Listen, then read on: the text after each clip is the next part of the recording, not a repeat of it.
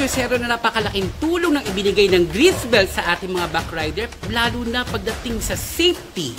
Kaya naman mag-invest na dahil meron pong big discount sa lahat po ng mga o-order ng grease belts. Paano o-order? Pumunta lang po kayo sa Facebook page account ng grease belts at i-message nyo lang po sila at sabihin nyo lang po ang aking pangalan para makakuha po kayo ng malaking discount.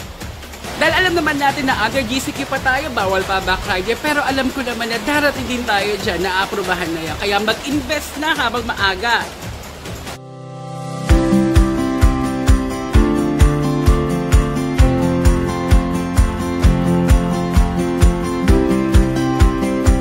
Hello mga Chusero, mga paps, mga boss, welcome back to our YouTube channel. Nagtataka kayo wala si Walo, no? Pagpasensya nyo na kasi naka-work from home siya.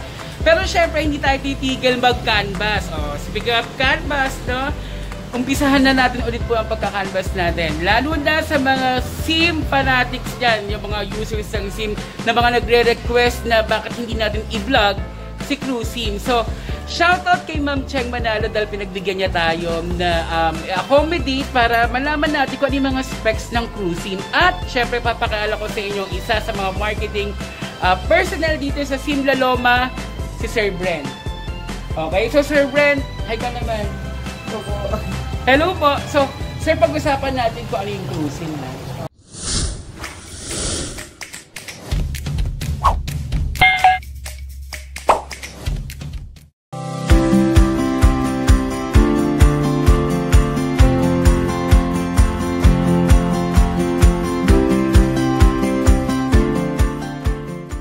So sir, ayan na, turo nyo naman sa amin kung ano ang specs ng CruSim. Ito mga engine na to, ano po ba yung engine type natin? So, ang engine type po natin is 4-stroke single cylinder, sir. So, ito dyan, ayun na yung kabuuan niya po. 4-stroke single cylinder. Yes, sir. Then, 150cc na po rin ang ating CruSim. Okay. So, ang displacement niya is 150cc. Then, ang fuel system niya naman po is fuel injection po. Then, so FI na siya? Yes, sir. Tipid na po siya sa gas. Tipid sa gas. Eh, yung cooling system niya, sir? Cooling system naman natin, sir, is liquid cooled na po siya. So, iwas direct sa daanan. So, iwas direct. Ganun ba yun, sir? Mas mabilis siyang lumamig. Sa bagay. Tama ka dyan. Then, ang transmission na natin is belt. So, automatic po siya. Automatic. Okay. So, 150cc pala itong CruSim, no? Yes, sir. Sir Brent, ito naman front suspension tsaka rear suspension. Ano ba to? Naka-abs na ba to? So, si CruSim, sir, is ang front suspension niya is ABS na po.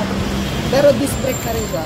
So, sa likod naman po, hindi pa siya ABS. Pero, disc brake na rin po ang likod niya. Pareha silang disc brake. Opo, I mean, disc brake sila. Tapos, ang harap lang ang ABS. Yung harap lang yung ABS. Yung sa likod, CBN. Joke lang. So, sir, itong CruSim na to, isa ba to sa mga bestseller talaga ng SIM? Yes, sir. Simula po noong January, marami na rin pong mga nag-a-apply para kumuha sa kanya.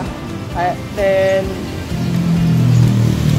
ayun, yung kanyang mga specs, no, ituturo na lang po natin. Meron po siyang charging port dito sa loob. Wow, so, may charging port. Habang nasa biyahe ka at lobat na yung telepono mo, pwede ka pong mag-charge dyan. So sir, meron charging port po ang CruSim. Yes, sir. Habang nasa biyahe, pwede ka na pong mag-charge. Ayos. Ito naman sir, itong seat natin. So, yan po, meron na rin po tayong anti-dep system. Ano yun? Hindi po siya mag-i-start kapag nakalock. So, yan po. So sir, ibig sabihin, nakakonektado to? Opo, konektado na po yun sa electric niya, sa electrical wire niya. So anti-dep siya. Opo.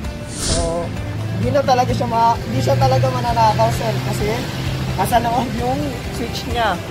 Sir Brent, no, medyo maluwag tong itong lalagyan ng, pwedeng maglagay ng helmet. Yes, sir, kasya po. Ang kanyang compartment. Ayan. And ito sir, about dito sa fuel, no? Sa fuel natin, sir, no, ang kasya sa kanya is 7.5 liters po. So, medyo malaki na rin siya pang long ride. 7.5 liters. Okay. Naman pa po. Makikita niyo, sir, na digital na rin po siya. Ano to? Digital na po. Digital, yes, okay. Makikita niyo, meron po siyang ano ba meron? voltmeter, RPM. Then sa fuel, ano niya, sa gauge, makikita niyo na lahat po dyan. Okay. Tapos sir, start na natin. Good. Sir, ang cruising ba may kickstart? Patanong lang. Ang cruising natin, sir, is push start lang po siya. Sir, tignan na ko na may ilaw. Yes, sir.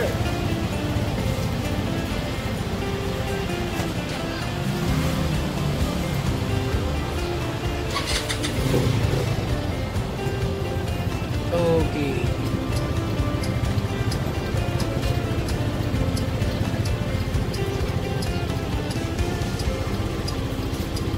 Kasi sir, LED na to, no? Yes, sir, LED na po siya. Oh, yes. So sir, pag-usapan na natin maya-maya kung magkakano po ba to at kung may installment po ba o magkakano po ba yung cash, tapos magkakano din, ano po ba yung mga requirements, okay? Sir, ano po ba mga available nating kulay sa Cruisim? So, ang available colors po natin para kay Cruisim is glossy red, matte black, and matte gray po. Okay. So, available po silang lahat? Yes, sir. Available po.